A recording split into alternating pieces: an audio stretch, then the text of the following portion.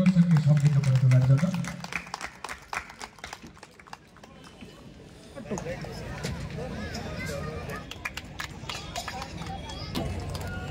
করছি আজকে প্রথম অনুষ্ঠান।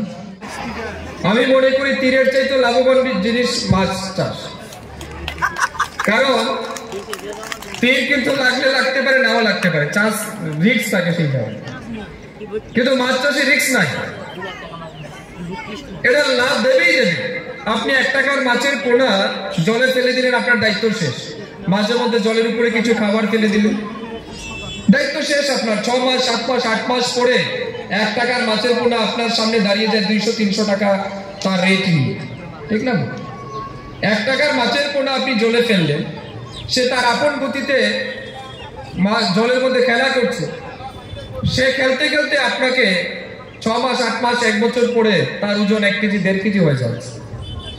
আর যদি কেউ বিজ্ঞানসম্মত পদ্ধতিতে মাছ চাষ করতে পারে, সঠিক সময়ে সঠিক খাদ্য, সঠিক সময়ে সঠিক মেডিসিন, সঠিক নার্সার যদি কেউ করতে পারে, তাহলে খুব কম সময়ে মাছের দ্রুত বৃদ্ধি পায়।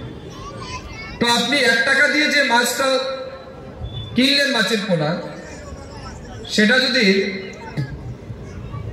1 বছরের মাথায় যদি তার 1 কেজি মাছের দাম কত আজকে মার্কেটে? বড় মাছের দাম কত?